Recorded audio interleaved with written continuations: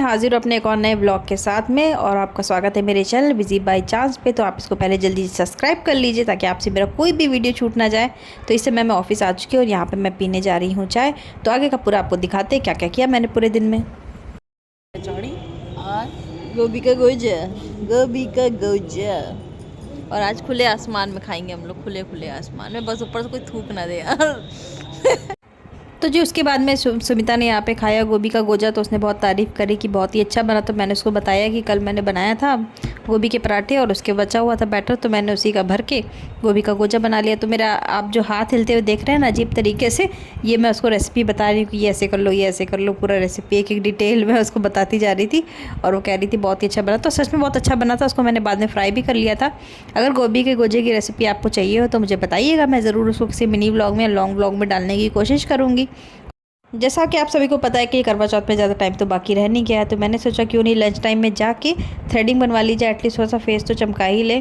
तो बाकी तो मौका नहीं मिल पाता है। और आपको एक और बात बताओ, ये जो डार्क ग्रीन कलर के कुर्ते में आंटी जी ना ब्लैक और ग्रीन पहना है इन्होंने, ये बताती है कि जब शुरू में शक्तिमान जब बना था तब से इनका पार्लर है। पहले वो शक्तिमान के सामने था, अब यहाँ पे शिफ्ट हो गया है। बहुत ही प्रोफेशनली वर्क करती है, मतलब अच्छा है, छोटा सा पार्लर इनका है, बढ़िया है। तो थ्रेडिंग वगैरह मैंने सब वहीं पे करा ली। और यहाँ पे आंटी जी ने मुझे पाउडर लगा के पूरा सेंटा क्लॉज बना दिया था। और हम लोग के पास अच्छा खासा टाइम बचा हुआ था, तो हम लोग चले गए थे लेने के लिए शूज़। मुझे नहीं लेने थे, सुमिता को लेने थे, मैंने हस्बैंड के लिए मतलब भैया के लिए लेने थे। तो हम लोग फाइनली एक शूज़ पसंद कर लिए। और जब वहाँ पे जाके नीचे उनका पासवर्ड डालने की बारी आई, कार्ड से पिन डाला तो पता चला कि पिन ही गड़बड़ है। फिर जब सेकंड चांस में गई तब जब पड़ा तो पता चला भैया की मशीन ही ख़राब थी। और फाइनली जूते ले ही लिए।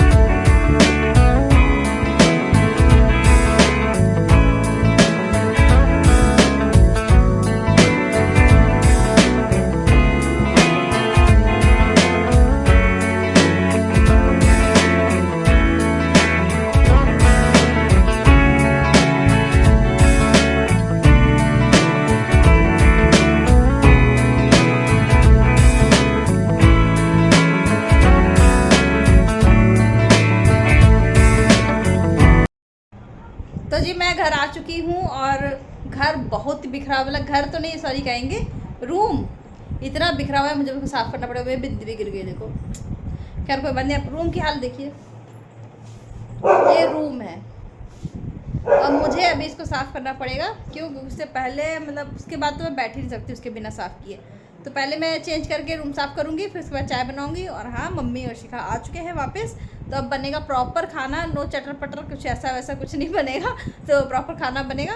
तो अभी पहले चेंज कर लेते हैं, रूम क्लीन कर लेते हैं, फिर आपसे मैं मिलती हूँ। और चाय भी बनाएंगे, देखते क्या बनता है खाने में, फिर आपसे मिलते हैं।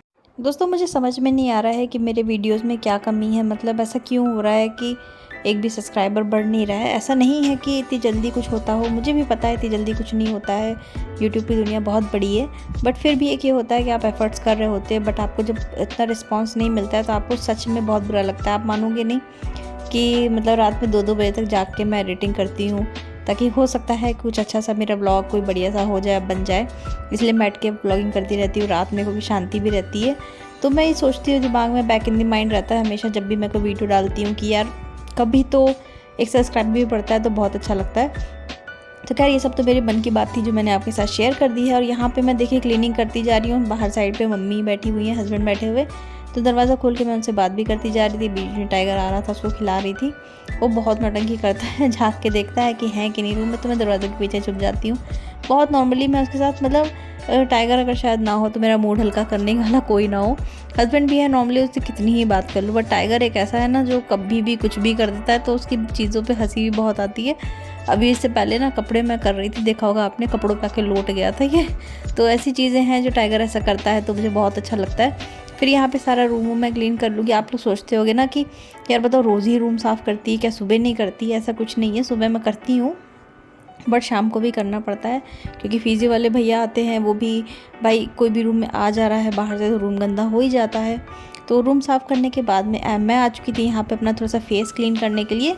जैसा कि आपने देखा मैंने थ्रेडिंग वगैरह बनवाई थी, तो मुझे ऐसा लग रहा था कि फेस थोड़ा डल है, तो मैं यहाँ पे स्क्रब कर रही हूँ। और आपको मैं सच्ची बताऊँ, ये कोई भी बाहर का मार्केट वाला स्क्रब नहीं है, ये घर का होममेड कह सकते हैं उसको, मतलब ईजी रेमेडी टाइप कुछ DIY है। तो ये मैंने लिया है वो चावल का आटा। चावल के आटे से स्क्रब करना बहुत ही अच्छा होता है, और ये बहुत ही अच्छा स्क्रब भी, आप इसको हाथों पे भी बॉडी पे भी लगा सकते हैं।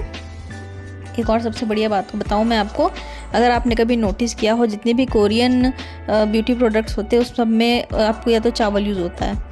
उसके बाद मैं आ चुकी थी फेस क्लीन करने के बाद, अच्छे से मैंने मॉइस्चराइज़र लगा लिया। और यहाँ पे मेरी नन्हे एक इयरिंग पहना हुआ था, मैं वही देख रही थी, मैं उससे पूछ रही थी कब लाई, कहाँ से लाई। और एक मम्मी लड्डू भी लाई थी, तो मैंने सोचा वो भी खा लेते हैं जब तक चाय बन रही है। फिर यहाँ पे चाय बना ली मैंने, शिखा का फ्रेंड आया हुआ था तो वहाँ पे उसके लिए भी चाय बना ली हमने। और उसके बाद मैं बनाऊँगी सीधे खाना। खाने में यहाँ पे बनने जा रहा है आलू और टमाटर और मटर की सब्ज़ी। तो यहाँ मैं आराम से जल्दी जल्दी डायरेक्ट ना लहसुन वहसुन छील के डायरेक्ट इसी में डाल देती, फालतू के बर्तन नहीं भरती, क्योंकि आखिरी में धोने मेरे को ही होते हैं, तो एक एक बर्तन ऐसे बढ़ता चला जाता है। एक में लहसुन रखो, एक में प्याज रखो, तो मैं डायरेक्ट उसी में डालती रहती हूँ। और सामने एक बाउल रखे रहती हूँ, उसी में सारे पहले लहसुन अलग अलग तोड़ के डाल देती हूँ ताकि वो धुल भी जाए, और डायरेक्ट उसमें डालती रहती हूँ। और यहाँ पे मेन जो काम होता है, शाम को दूध खौल जाए उसके बाद पूरी गैस खाली हो जाती है। तो यहाँ पे ये सारा काम मैं ख़त्म कर दूँगी और खाना भी बना लूँगी। फिर आपसे मैं मिलती हूँ अभी थोड़ी देर में। तो फ्रेंड्स मेरा खाना हो चुका है। मैं आपको दिखाना भूल नहीं गई थी, मतलब क्या कहेंगे, जानबूझ के नहीं दिखाया था, क्योंकि सब लोग बैठ के साथ में खा रहे थे। तो मैंने फ़ोन चार्जिंग पे लगा दिया था अपना। फिर बाद में मेरा काम नहीं हो पाता एडिटिंग का, इसलिए मैंने फ़ोन चार्जिंग पे लगा दिया था। तो खाना कर लिया है ख़त्म। तो अभी चलेंगे और चलते हैं, देखें सारी किचन फैली पड़ी, इसको समेटते हैं, फिर आपसे बात भी करते जाते हैं और आपको दिखाते भी जाते हैं। और अभी पापा, मम्मी और अमित गए हैं बाहर टहलने के लिए, तो वो लोग टहल के आ जाएंगे, तो शायद उसके बाद मैं जाऊंगी टाइगर को टहलाने के लिए। ताकि तब तक पहले किचन समेट लेते हैं पूरी, और उसके बाद में फिर आपसे मिलते हैं, क्योंकि बहुत ज़्यादा फैली हुई है और टाइम भी बहुत जल्दी हो जाएगा, तो मेरा क्राफ्ट का काम नहीं हो पाएगा। तो पहले किचन समेट लेते हैं। ये सब बर्तन वगैरह फैले हुए हैं, इनको समेट लेंगे। और यहाँ पे पूरा है साफ़ करने के लिए, पहले इसको साफ़ कर लेते हैं। अच्छा फ्रेंड्स, एक बात बताइए, आप में से कितने लोग मेरी इस बात से एग्री करते हैं कि चाहे घर में 2 लोग हो, चाहे 3 लोग हो, चाहे 7 लोग हो, चाहे 10 लोग हो, बर्तन उतने ही भरते हैं खाना बनाने वाले। मतलब यह जार वही लगना है, कढ़ाई कुकर सब वही लगना है, तो चाहे जो कर लो बर्तन उतने ही भरने। अभी आपको बताओ 2 दिन से हस्बैंड और मैं थे सिर्फ, तो खाना तो बन ही रहा था, लेकिन उसमें भी बर्तन उतने ही हो रहे थे और टाइम उतना ही हो रहा था। मतलब 9 तो बज ही जा रहा था, चाहे जितनी कोशिश कर लो। तो यहाँ पे मैंने आ चुकी हूँ, पूरा साफ़ वाफ़ कर दूँगी, उसके बाद में जाऊँगी। मुझे बर्तन धोना सबसे घटिया काम लगता है, पता नहीं क्यों मुझे बर्तन धोना सबसे बेकार का। अगर कोई मेरे से कह दे, सिखा है मेरी नंद कभी कभी कह देती है जैसे कि लो भाई मैं बर्तन धो दूँ, मुझे इतना सुकून मिलता है। मैं कहती हूँ यार बला टली, क्योंकि बर्तन इरिटेट हो जाती है मैं धोने में, घिसते घिसते कमर दर्द करने लगती है।